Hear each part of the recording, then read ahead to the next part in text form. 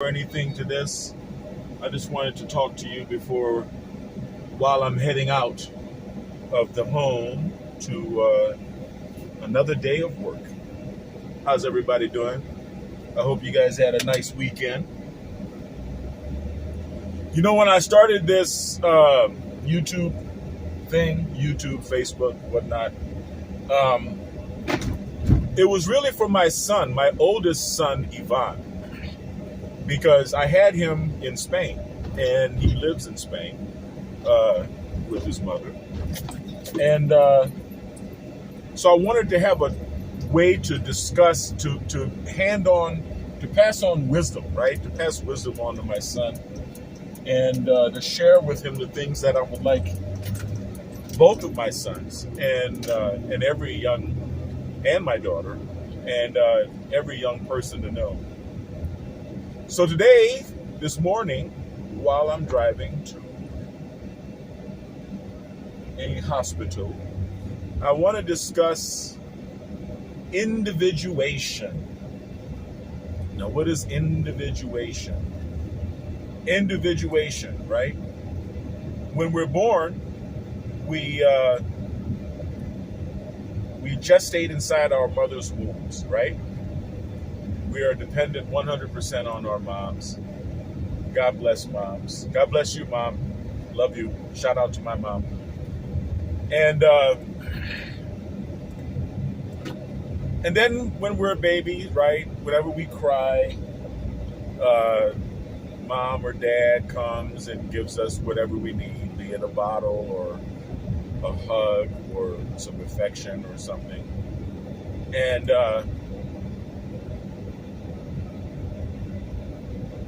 eventually they get tired of it. I mean, it's a natural process, right? Parenting is a process. And then eventually you get tired of it. And a little spoiled. And so you realize, okay, well, they can wait or let them cry or whatever, right? Everybody has different parenting techniques. Some people followed Dr. Spock, I believe it was, in Germany, who came up with the concept of leaving a child alone in a room at all for the first couple of weeks or 6 weeks or whatever, and not even touching him or her. I don't know if that makes a person more of a compassionate human being or less, right? I don't really know what the long-term effect of that is on the child's personality. I personally, I like affection. I like giving my children affection, and I think love and hugs and kisses. And my boy is 16 years old, and we still hold hands. We still walk arm in arm if we're going somewhere. There's nothing wrong with showing love and affection for your kids, but what ends up happening is the kid starts to realize that Mom is not necessarily going to come running every time I have a crisis. In 0.2 of a mile, turn left. And therefore, I have to learn how to get my own needs met. I think I'm going to grab myself a coffee. I have to learn how to get my own needs met. And thus begins the process of individuation. And then because it's a double-edged sword. Not only is it a tragedy that Mom's not showing up, but it's also an opportunity that Mom doesn't necessarily know what I'm doing, right? And so then you enter what we call the terrible twos. The terrible twos, when the kid's around 2 years old and they just begin to individuate. Everybody takes it differently. It could have something to do with nurture. It could have something to do with nature. I don't know. But what I do know is that that's when you find the talcum powder sprinkled all over the carpet. That's when you find out that, hey, if Mom doesn't know what I'm up to, then I'm going to do whatever I can until I get busted, right? I used to make little islands in the toilet with shaving cream, right? I'm sure my dad really appreciated that. So we begin the process of individuation. We begin to become an individual. And that process never stops, right? We are constantly in the process of individuating throughout our entire lives.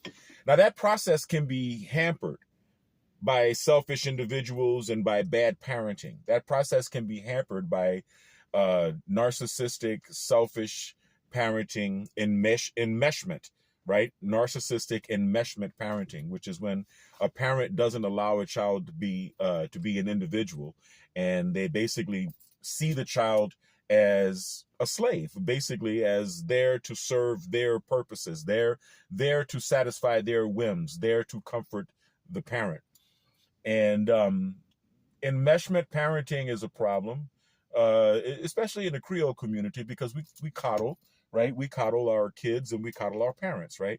But this is not about enmeshment. Well, it is in obverse. It's actually about individuation. So what is the opposite of enmeshment? Individuation. If you're ever in Upland, you should come here to Rad's Coffee. Walking the streets to go drink. Support local coffee. This is a great coffee shop, and they make a great. Hey, how y'all doing? A great cup of Joe. Good morning. Yes. Can I have a wolf? Can you put an extra shot in there? Extra shot? Yeah. You're cool with the half and half? Yeah. You don't have real milk? We can do whole milk if you want. Whole milk. Yeah. Yeah. Thank you. All right. It'll cost me $10.90 for you. Thank you. All right.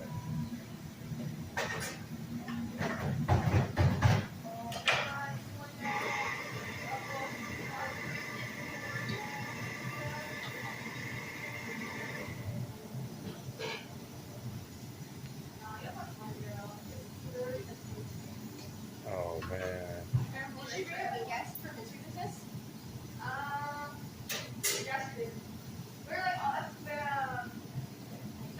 You gotta excuse me here. I'm putting in my email for my receipt.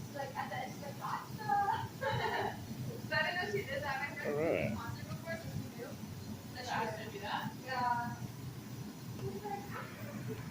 So it's kind of a double-edged sword, right? Because children who lack parental attention tend to turn out to be insecure, right? They have problems with security. You want to make sure that your child is secure, but at the same time, children that grow up to enmesh with their parents tend to not individuate. They don't become individuals, and that's a tragedy, right? So the trick is to love the kids, but at the same time, encourage their individuation, encourage their growth.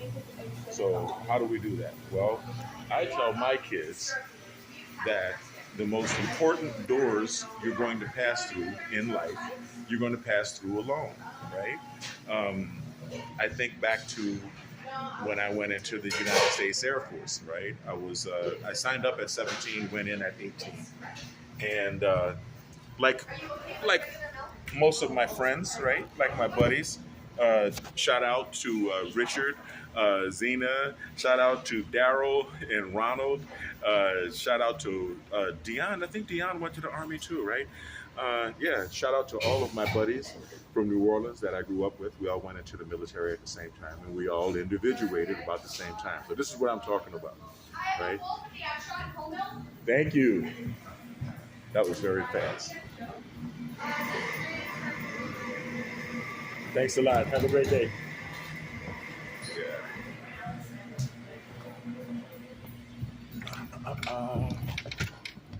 So, Rad Coffee.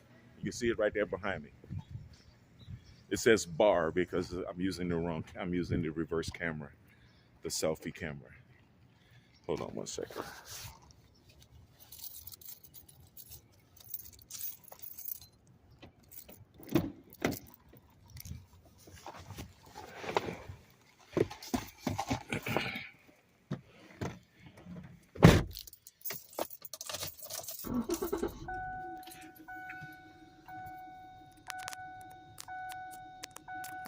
Now, when I was preparing to do this talk, I wasn't going to do it live on my way to a job site.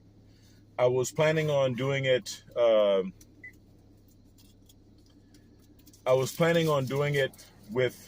From my desk, right?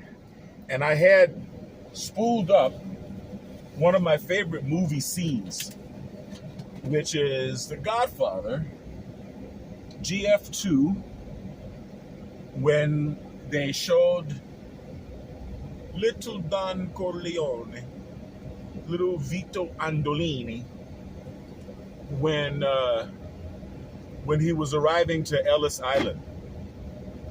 And that's good. It was very well done, very well shot, and you can't help but identify with this poor little boy who just witnessed his parents being murdered, and is literally on his own, ran away to America. So you can't help but feel for the loneliness that he felt and the fear that this little boy felt among all of these adults coming into the United States. And when they diagnosed him with typhus or some other illness, they quarantined him, right? And which was good, because if he had not been put into the medical care, he may have really suffered a lot of abuse. He may have really been in a vulnerable position if he was just let out into the streets of America at that age. But either way, he when they put him in the hospital room, right, he went to the window and sang to himself, right? He sang, I believe it was a church hymn. And that ability to self-soothe is an important aspect of individuation. When you find yourself in harsh, difficult, trying times, the ability to go within oneself, and I'm going to be honest with you, it's not so much the self as it is the relationship with God, the relationship with the Almighty, with the Most High. And when you develop a personal relationship with God, then you can call upon that relationship in times of difficulty and times of aloneness. Aloneness does not necessarily mean loneliness. It's all a matter of your own perception. So we say aloneness, right? So having the ability to self-soothe is what got me through the nights in the cold military dormitories when I was absolutely alone in the world. Holidays, Christmases, and birthdays and stuff without the embracement of family and friends, because you're on your own and you're following your own path in life. These may seem like difficulties, but they're not. They're not. They're actually fun and healthy experiences for the individuated, the well-individuated person. So I try to tell my children to remain cognizant of the fact that they are beautiful. They're beautiful because I'm beautiful and their mothers are beautiful. And therefore people are going to want to possess them. It's not the same as loving. They're going to want to covet them. That's not the same as loving. They're going to want to contain them and control them. That is not the same as loving them. And it takes a long time for a child, as they become an adult, to come to the realization that some of the grown-ups in their lives, some of the grown-ups that they may love more than anyone else, doesn't necessarily have their best interests at heart, right? It takes a lot to be able, a lot of integrity, to be able to love a child in an unselfish manner, right? To be able to understand that we are only here to bolster them and boost them and raise them and educate them and set them free into the world to live their own lives, to individuate and to enjoy this experience of life on the earth that God has gifted us all with. It's only through that level of individuation that a person can find their purpose in life and actually make a solid contribution to the world, instead of spending your life in servitude to others, or in servitude to your own fears, right? Because you could be free and independent and yet still be such a slave to your fear that you don't step out and live your life, that you don't expand and grow. And the process of individuation never stops. This is something that people need to understand. You know, we talk about the terrible twos. Yeah, the terrible twos come along and you can't control your kid and whatever. And then you start to instill discipline, and now you realize the kid's a little bit more under control. And then they're going to reach 15, 16, 17, and they're going to reach another stage of individuation as the body chemistry changes. And they start, the boys especially, start having more testosterone. I'm kind of going through that with my youngest, my baby boy Kai Kai. But it's great because, you know, he's daddy's little alpha. And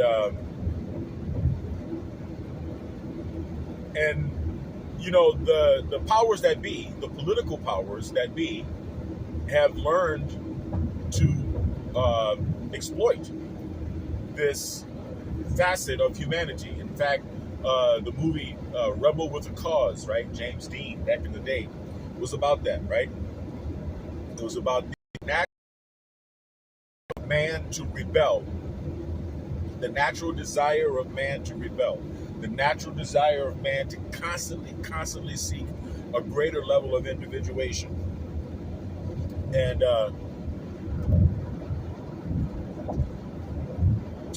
so that's why they throw so much political stupidity at our kids, right?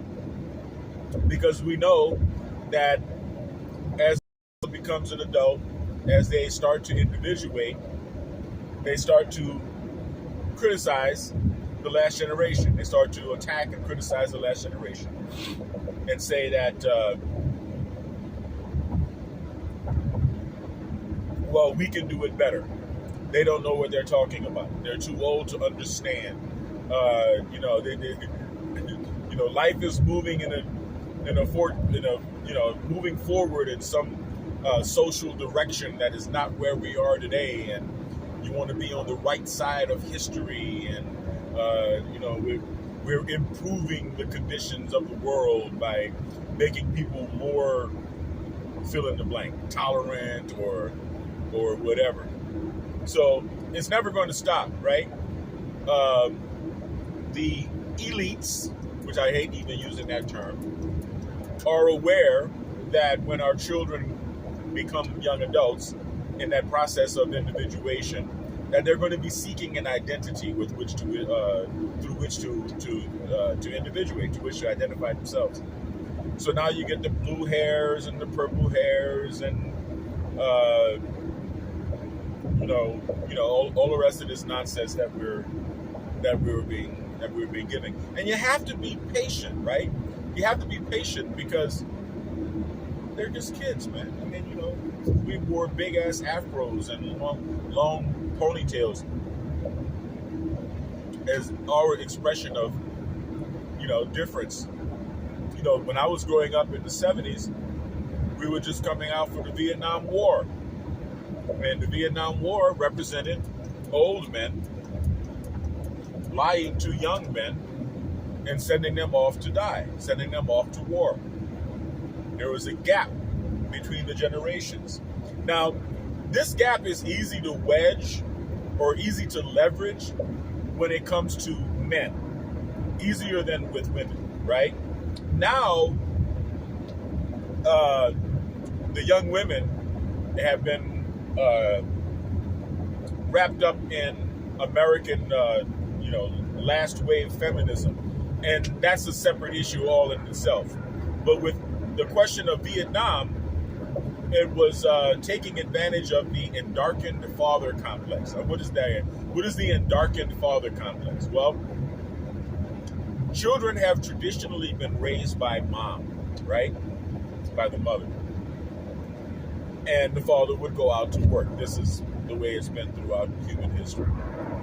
And or at least the post-industrial world, right? And when daddy goes off into the cold world, because we hear about how hard and how cold the world is and how unforgiving the business world is, and how it's a bunch of sharks out there, and it's dog eat dog, and it's this and it's that. And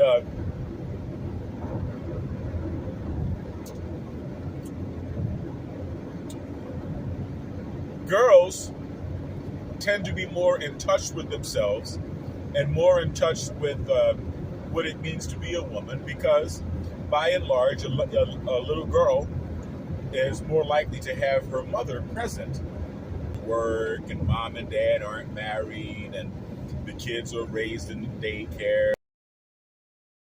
Dad would leave the house for 8 hours a day, and what some have coined the endarkened father complex. All right, where does dad go? And we're going to take that emptiness of the void, right, of what dad is doing between 8 a.m. and 6 p.m. To understand that part of the methodology of communism is to pit generations against each other. The objective of communism is to destroy the nuclear family, right? Destroy personal belongings, destroy private property, destroy business, right? And taking advantage of the younger generation's desire to individuate, to pit the generations against each other, is one of the main methods that they use to accomplish this, right? And so therefore there is always going to be a political appeal by the would-be tyrants to manipulate the minds of the youth within our society based on seemingly idealistic intentions, right? We want to make the world a better place. We want to make the world more tolerant. There are people suffering. There are people being persecuted. There are people's rights not being recognized. And, it will always, there's not an end to that, right? I mean, that argument, can always be stretched, because there are so many different ways to divide human beings, right? To break us down into different categories and classifications. Race is an obvious one, but when you get beyond race, it's, now we're introducing all of these labels of genders and sexuality and whatever. And, a deliberate attempt to destabilize our world and to destabilize our society and to destabilize us as human beings by injecting a gauntlet into the language that we use to communicate with each other, all right? And that's just basically an attempt to silence dissent, to silence speech, and to make people believe that they have no rights. Now, the changing of the demographics in the United States, right, through the unabashed, unregulated, legal and illegal immigration into the country, slowly changes the general attitude of the people, the general consensus, the public mind, right? And when you have a large population of people that relatively, comparatively, do not have the rights or are not accustomed to the rights that we're accustomed to here in the United States, then it becomes easier and easier to pull the wool over people's eyes and to take away the rights that they actually do have. In other words, the importation of third world values destroys our society by making it more like the society that our new neighbors were trying to escape when they came here.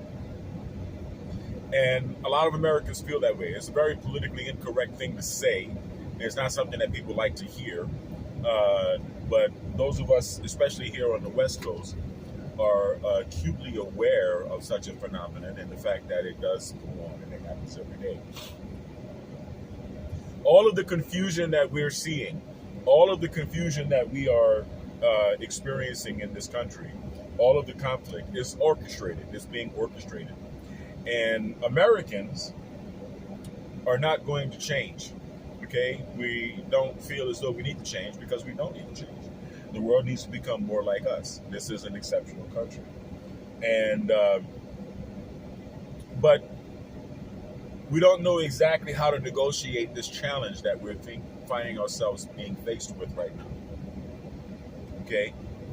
What I say, my suggestion, is to keep a cool head, right? Stay calm.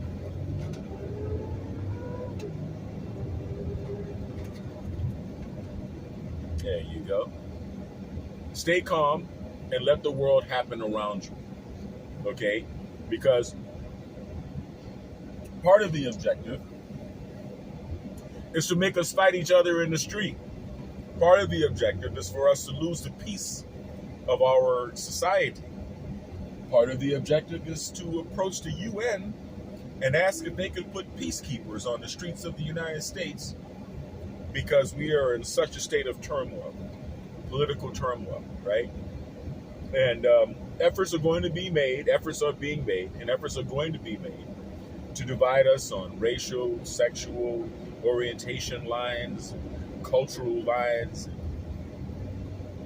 political lines, wealth, in every way we can be pitted against each other. We are being pitted against each other. So we got to be careful about that.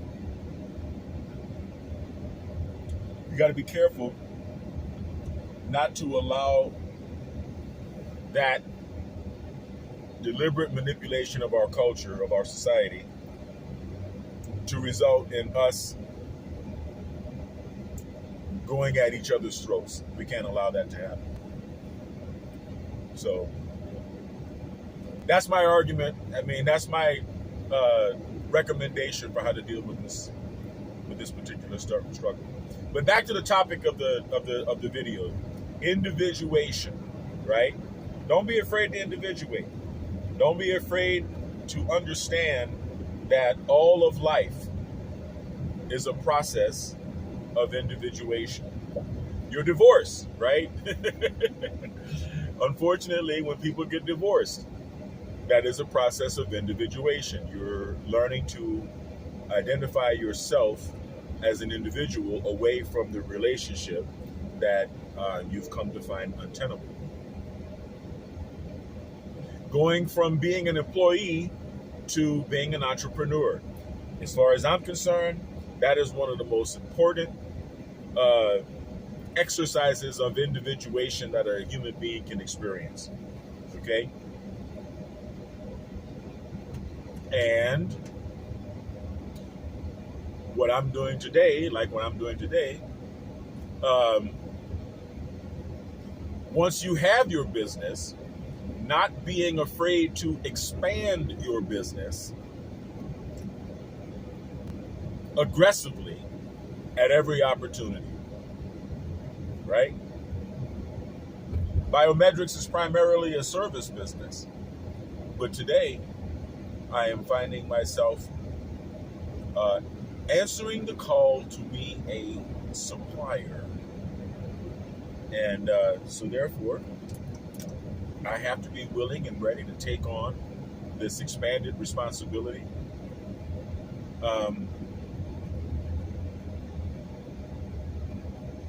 Without any hesitancy, right? Don't be afraid to grow. Don't be afraid to individuate. I know this light is really annoying coming into the lens here, but if I hold it, it's still coming because I have to come through because I got to come through so close to it. So that's basically all I wanted to talk about was individuation. I hope you all can become individuals. Sometimes it's a bittersweet process.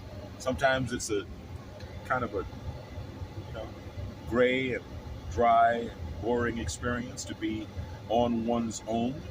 And sometimes it's frightening. I'm going to be honest with you. Sometimes it's frightening. So what? Feel the fear and do it anyway. Feel the fear and do it anyway. You'll find that you'll be a lot happier as a result of having done that. And of course, be kind in everything that you do, because even if you're facing fears, even if you're in the world fighting a good fight, right? No matter how uncomfortable it is for you, it is no reason for you to be cruel or to be mean to anyone else. There's really no reason. The people who tend to be mean or tend to be cruel are the narcissists and, the dark triads, right? Narcissistic, Machiavellian, and psychopathic people. In my understanding, and this is just my own opinion, narcissism, that type of narcissism that results in that meanness and cruelty, seems to be the result of intelligent people underutilizing their intellectual abilities, right? Like I say, the idle mind is the devil's workshop. You hear about that? You hear that saying a lot. People who have natural intelligence but fail to, manage themselves. All of the above. Their intelligence turns in on themselves. And instead of trying to conquer the things in life, they shift their focus to try to master people, right? They are the social worker who redistributes the wealth created by others. They are the, unfortunately, some pastors, some ministers, right? They make their living off of feeding off the minds of others. I highly recommend reading Ayn Rand. I highly recommend discovering and examining the philosophy of rational objectivism. Okay, because she talks about that. If you watch the movie The Fountainhead, the protagonist in the movie, a man named Rourke, gave a speech in court which summed up his position in the movie, right? Nothing is given to man in life, paraphrasing, you have to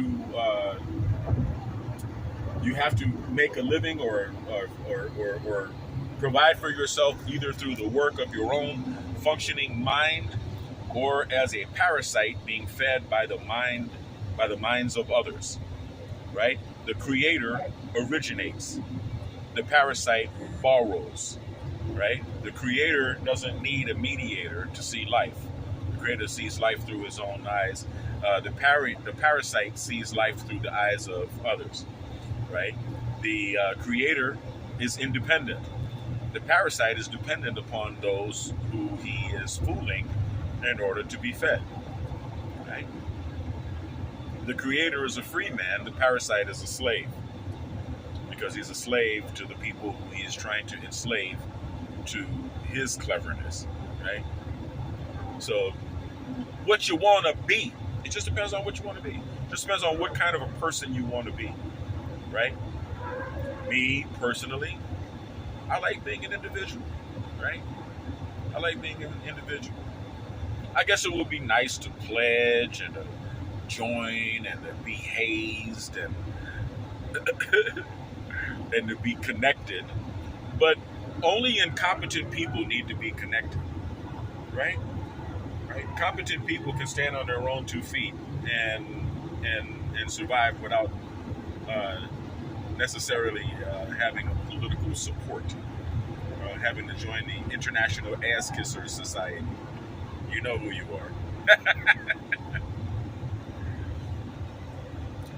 So cool. I'm going to be rolling up on the hospital very soon, where I'm going to be working today, and or at least this morning.